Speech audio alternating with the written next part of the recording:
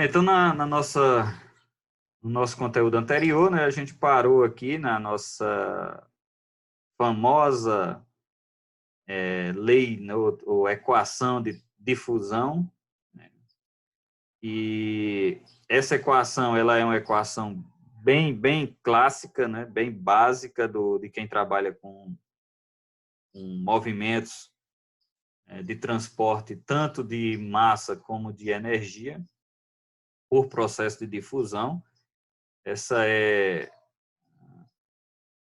Ela recebe duas nomenclaturas, essa é uma equação de difusão, mas ela é chamada ela acaba sendo regida pela lei de Fick, ou basicamente lei de Fick, que é focada para a difusão de matéria, né, tratada para especificamente matéria, e quando se trata de calor, ou seja, de energia, ela é utilizada pela lei de Fourier. A lei de Fourier ela vai tratar de difusão de calor e usa a mesma expressão para descrever esse fluxo ou essa quantidade de fluxo que está sendo transportado, quer seja fluxo de massa, quer seja fluxo de energia. Se trata de massa, a gente tende a reger esse fluxo, essa difusão de fluxo, pela lei de Fick. E, quando trata de difusão de calor, pela lei de Fourier. Okay? Mas a equação em si é simples. Ela vai mostrar que um determinado fluxo ou quantidade, como a gente está usando por unidade de área, etc., a gente vai chamar de densidade de fluxo de uma determinada quantidade. Então, a densidade de fluxo de uma determinada quantidade A, eu não sei o que é, somente para tratar em termos genéricos. Então, uma certa quantidade A, eu não sei o que a densidade de fluxo dessa determinada variável em uma direção específica. Tem que lembrar que o processo ele pode ser tridimensional, então eu tenho que escolher a direção que eu estou analisando naquele momento. Aqui nós escolhemos a direção X. Então, a densidade de fluxo dessa quantidade, dessa variável A na direção X, ela é dada por essa equação, menos KA, ou seja, menos isso aqui que nós vamos chamar de coeficiente de difusão molecular. Então, o coeficiente de difusão molecular dessa determinada variável A, vezes essa taxa, né, que é a concentração dessa determinada unidade naquela direção X. Então, a densidade de fluxo dessa quantidade ela vai ser dada o coeficiente de difusão molecular, ou seja, em geral, ele é tabelado quando você sabe que tipo de variável você está trabalhando. Lógico, se não você tem que ter um experimento para descobrir quem é essa variável, ou essa quantidade que seria conhecida como coeficiente de difusão molecular, vezes essa taxa de mudança dessa concentração de acordo com a direção em questão. Então, eu tenho que a concentração dessa variável na direção X, vezes esse meu coeficiente, ele me dá a densidade de fluxo daquela variável. Então, em síntese, a lei de difusão molecular, quer seja lei de Fick para difusão de matéria, quer seja lei de Fourier para difusão de calor, ela é dada por essa expressão básica. Então, professor, oi. Por que negativo? A gente vai chegar daqui um pouquinho nele, segura aí. Então, o que é que acontece? Então, eu tenho um processo em que as variáveis envolvidas, elas são basicamente difusão, o coeficiente que define com que rapidez essa difusão vai acontecer, porque se você olhar a unidade é metro quadrado por segundo, então isso implica qual é a velocidade com que essa difusão vai acontecer, e a variável em questão, a concentração dessa variável. O grande agravante, ou a grande dificuldade, muitas vezes, é entender a concentração dessa variável, como medir a concentração dessa variável naquela direção em questão. Então, para o transporte molecular, né, no caso específico transporte molecular, esse coeficiente ele depende muito do fluido ou do sólido, vai depender do que você está analisando, que está sendo levado em consideração, mas não só isso, também o estado dele. Ou seja, é necessário você saber variáveis como temperatura, pressão, tudo isso é importante para que você possa aplicar uma equação desse tipo. Então, você vai ter essa equação sendo utilizada em em definições de muitas variáveis ou quantidades que podem ser transportadas tanto no solo como na atmosfera, e você pode ver isso como, por exemplo, o transporte de vapor de água na atmosfera, o transporte de CO2, o transporte de calor, momento, tudo isso são grandezas que são regidas e obtidas através da lei de Fick. E fluidos, né, como é o caso da água e do ar. O próprio ar, o transporte dele, né, que tem a composição de gases, que não necessariamente precisa ter vapor de água lá, mas quando tem vapor de água, nós chamamos de ar úmido. Isso é uma coisa interessante que às vezes a gente não para. Quando eu falo ar seco, eu estou me referindo à atmosfera aqui fora, essa atmosfera que a gente tem em torno do nosso planeta, mas sem a presença de vapor de água. Seria uma atmosfera com, basicamente, nitrogênio, oxigênio, argônio e os gases traços, mas o vapor de água não se faz presente. Então, eu chamo isso de ar seco. Quando eu chamo ar úmido, eu me refiro a um ar que tem vapor de água contido nele. Então, você pode ter ar se deslocando sem necessariamente você ter vapor de água nele. Lógico que isso não vai acontecer em ambientes naturais, porque o vapor de água que é transferido da superfície para a atmosfera, ele vai se misturar com a atmosfera do globo inteiro. Algumas regiões em maiores proporções, em outras menores proporções, mas você vai ter ele bem distribuído na atmosfera como um todo. Para você ter um ar seco mesmo, você tem que arrumar uma forma de retirar esse vapor da atmosfera. E aí existem mecanismos para isso, mas tanto o ar com vapor de água, como só o vapor de água, como o ar sem vapor de água, todos eles podem ser regidos pela lei de difusão molecular ou pela equação que vocês estão vendo aí em questão. Então, ele vai definir esse transporte por difusão molecular, tanto de matéria como por a difusão de calor, no caso específico aqui, se tratando de transporte vertical na atmosfera. Então, se a gente fala nesse contexto de sistema solo-planta-atmosfera, o solo, vegetação, atmosfera, o transporte da água através do solo e o transporte turbulento que a gente vai encontrar de calor, água, vapor, momento que acontece na atmosfera, todos eles acabam seguindo a conceituação daquela lei anterior, daquela equação anterior. Então, você pode utilizá-la para explicar esses fenômenos. Então, o coeficiente, eu defini aqui, o coeficiente K, ele precisa ser conhecido para que você possa aplicar a equação. Então, existem tabelas que definem quem é esse K para cada elemento, para cada objeto de estudo que eu estou analisando.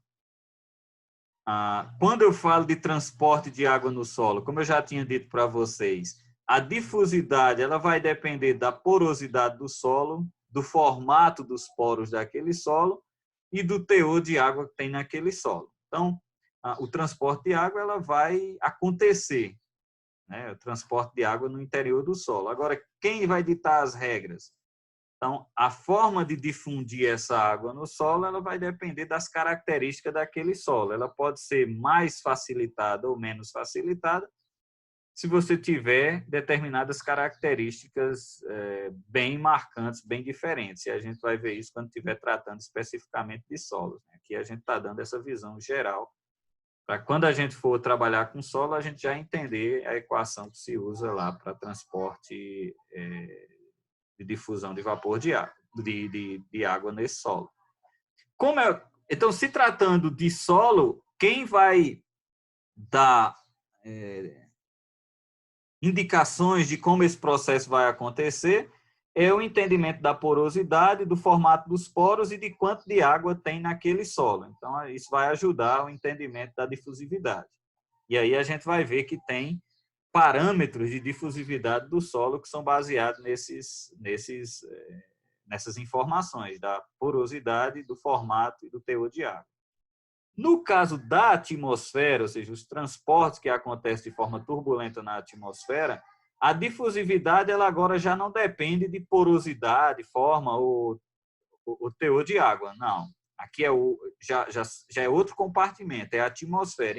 Na atmosfera ela vai acontecer, vai depender de algumas propriedades que estão lá naquele ambiente, que será as propriedades do fluxo ou dos fluxos que estão se deslocando ali, do escoamento daquela quantidade de coisas que está sendo observada, no caso, estamos pensando em vapor de água na atmosfera. Então, a forma do fluxo, a intensidade da turbulência naquela região, o ponto com relação à superfície terrestre, ou seja, a distância com relação à superfície que aquele fluxo, que aquela determinada quantidade de coisa que a gente está se referindo aqui como vapor de água na atmosfera. Então, o que vai definir como vai acontecer a difusividade desse vapor de água na atmosfera, ou dessa massa que vai estar na atmosfera, vai depender das características dessa atmosfera, que é a intensidade do fluxo, a turbulência, a estratificação, que a gente vai entender um pouco mais na frente. A que ponto ela está com relação à superfície terrestre, porque a gente sabe que quanto mais a gente se distancia da superfície terrestre, mais intenso é o escoamento de ar, ou seja, o vento vai se tornando mais intenso. Por que vai se tornando mais intenso? Porque vai ter menos atrito com a superfície terrestre, e isso vai fazendo com que tudo isso facilite a difusão. Vocês lembram que quando é, por exemplo, lançado poluentes na atmosfera, imagine lá uma chaminé de uma usina dessas aí, de uma fábrica, e é lançado poluentes lá para a atmosfera, os mais diversos. Vamos imaginar partículas, né? Você vê que as partículas elas saem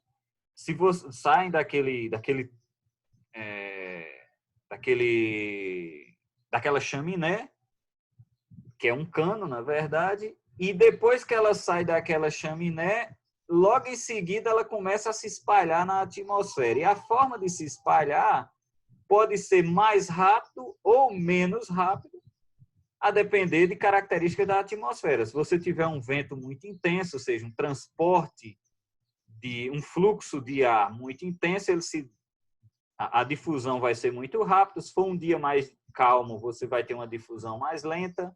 Se for no amanhecer do dia, vai ser muito mais difícil dispersar do que ao meio-dia, por exemplo, porque a questão de turbulência na atmosfera ela é muito mais intensa quando tem maior radiação.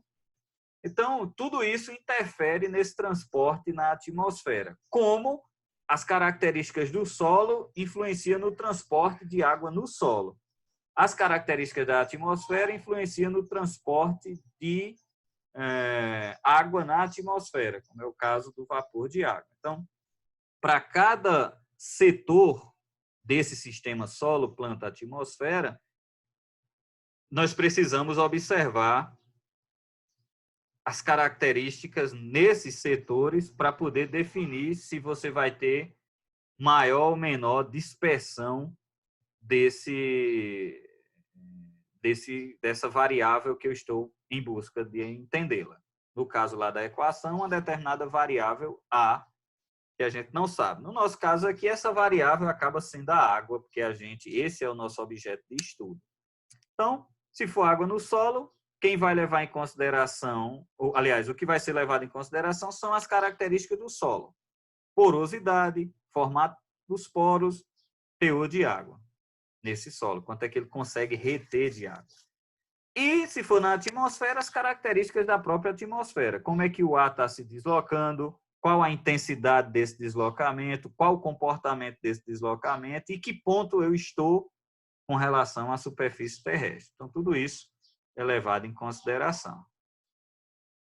Então, uma vez entendido, então eu vou voltar aqui só porque aqui a gente muda de tópico. Então, uma vez entendido que os modos de transporte de energia e massa, eles se dão por condução, convecção e radiação, a gente já viu que a condução, ela se dá por vibração das moléculas e a transferência por energia cinética.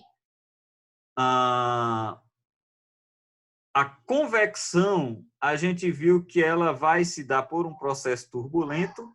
E como é que eu calculo isso? Então, a gente viu que, na verdade, o processo de convecção ele é a composição de dois processos, que é o processo de difusão molecular, que está aqui, e o processo de advecção. Isso vai definir os modos de transporte de matéria. Os três outros modos de transporte, basicamente, eles vão transportar energia. Quando eu falo de matéria, eu tenho basicamente o transporte por difusão molecular e advecção. E nós vimos que na atmosfera a advecção é mais, como é que eu posso dizer? Ela é mais importante, porque difusão molecular eu só vou ter naquela interface da atmosfera com a superfície. Depois disso, o transporte acontece por advecção. E no solo, o processo é predominantemente por difusão molecular e não por advecção, apesar que pode acontecer dentro do próprio solo ter advecção de ar de um ponto para outro, em virtude das características daquele solo. Que tanto a difusão de massa como a difusão de calor e energia, ela se dá pela lei de difusão, que, no caso específico, para a massa é a lei de Fick, no caso, para a energia, é a lei de Fourier, ou para calor é a lei de Fourier. Nós vimos que, no caso de solo, quem vai definir a difusividade, e aí quem vai definir esse termo, no caso do solo, são as características do solo. No caso de atmosfera, as características da atmosfera. Porque essa variável aqui, ela vai ser a mesma nas diferentes situações. Quem vai definir o que é mais importante, ou como essa variável se dispersa, ou como ela vai ser difundida dentro daquele determinado ambiente, é as características do ambiente. Então, se for na atmosfera, esse coeficiente de difusividade molecular, ele vai ser regido pelas características daquela atmosfera, se for no solo, pelas características daquele solo. A gente vai ver que, em algumas circunstâncias, isso aqui já é tabelado. Então, não vai ser problema para a gente. A gente não vai precisar descobrir quem é esse coeficiente. Ele já existe tabelado de vários estudos já feitos para diferentes ambientes, sob diferentes condições. Ok? Bem, então, quando a gente entende sobre esses modos de transferência de energia e massa, aí a gente precisa tratar isso de forma mais individualizada. E agora eu gostaria de trabalhar com vocês o balanço de energia à superfície. Até agora a gente vem vendo a comparação, né, entre os dois, balanço hídrico, balanço de energia. Só que a gente tem visto os termos de forma bem genérica, os processos de forma bem individualizada, aliás, bem ampla, assim, sem poder aprofundar em cada um dos itens, dos tópicos. Agora eu gostaria de tratar com vocês balanço de energia no sistema solo, planta, atmosfera. Ah, professor, mas isso é importante para mim? É importante demais, na verdade. Porque todos os processos aí só vão acontecer fotossíntese, trocas de água e gases, como é o caso do carbono, do metano e tudo mais.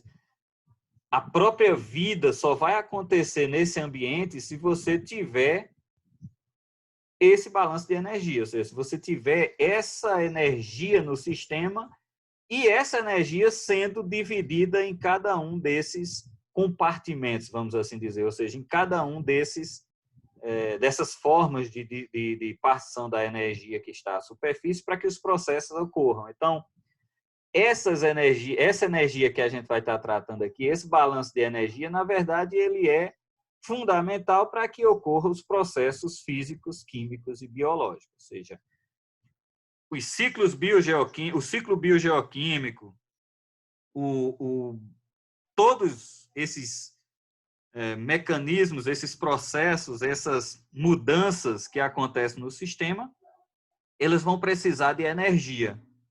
E que energia vai ser utilizada em cada um deles? Quanto de energia vai ser utilizado em cada um deles? Tem energia disponível para isso? Então, vai depender das condições desse balanço. E como esse balanço vai ser, como essa energia que está disponível, ela vai ser particionada em cada um desses componentes para que no final você tenha o balanço fechado e que você possa analisá-lo. Então, por isso que tem gente hoje ao redor do mundo estudando balanço de energia à superfície terrestre. Tem sensores, experimentos espalhados nos mais diversos locais ao redor do globo. E assim, eu venho trabalhando com isso há muito tempo, né, com balanço de energia, agora balanço de carbono também. E eu já trabalhei com isso em ambientes de áreas cultivadas, né, áreas agrícolas. Já trabalhei com isso em áreas bem remotas, assim, em meio de deserto. Já trabalhei com medições desses fluxos, particionamento desses fluxos. Estou trabalhando hoje em ambiente de caatinga, né, com sensores instalados na caatinga para medição, particionamento desses fluxos, para tentar entender o máximo possível como os ecossistemas terrestres e os ambientes, tanto ambientes naturais como ambientes antrópicos, ambientes em que são alterados pelo homem, como é o caso de áreas agrícolas, como é o caso de cidades, como é que eles respondem a esse balanço de energia? E como é que esse balanço de energia ele se ajusta para cada um desses ambientes? Então, nesse caso, a gente vai dar início hoje a especificamente o entendimento dos componentes ou das componentes desse balanço de energia à superfície terrestre. Ok?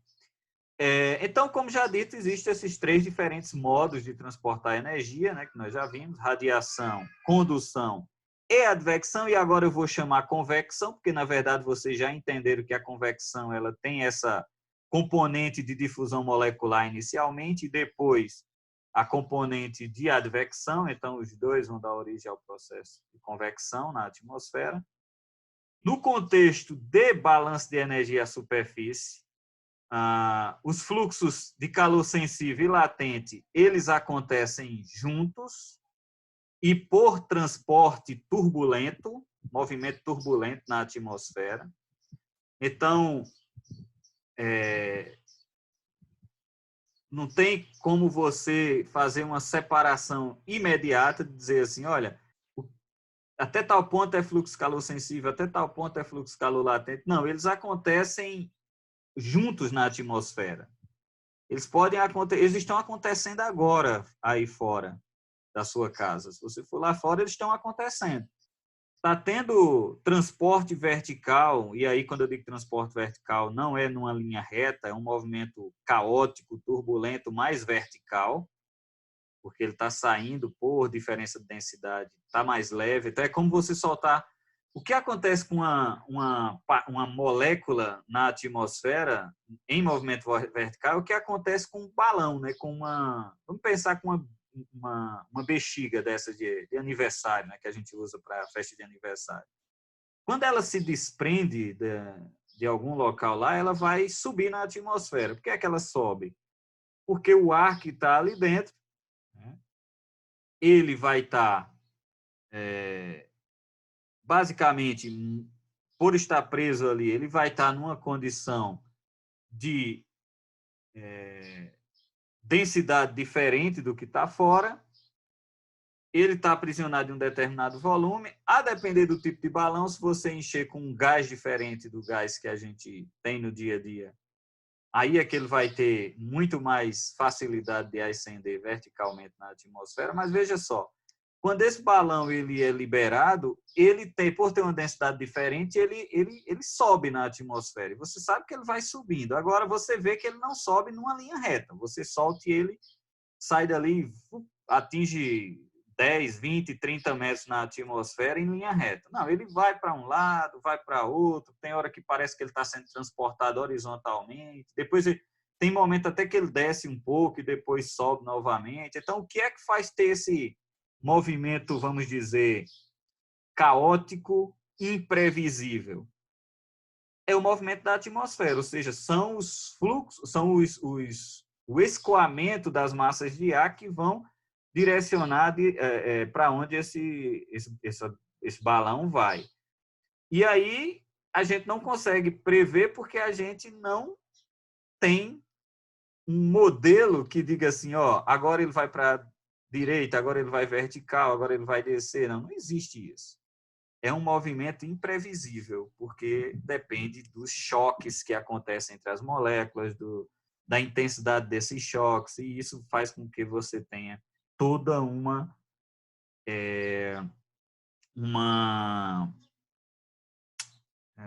é que eu posso dizer? A palavra fugiu agora. Vamos dizer, toda uma imprevisibilidade associada, um erro associado se você tentar definir o movimento vertical. Então, ele é turbulento e a gente vai ver como é que isso acontece. Então, estamos aí em menos de um minuto para a gente concluir o nosso mais um momento. Eu vou parar, aquele velho alongamento e tomar uma água e a gente retorna em 4 minutinhos, 5 minutinhos no máximo. Ok?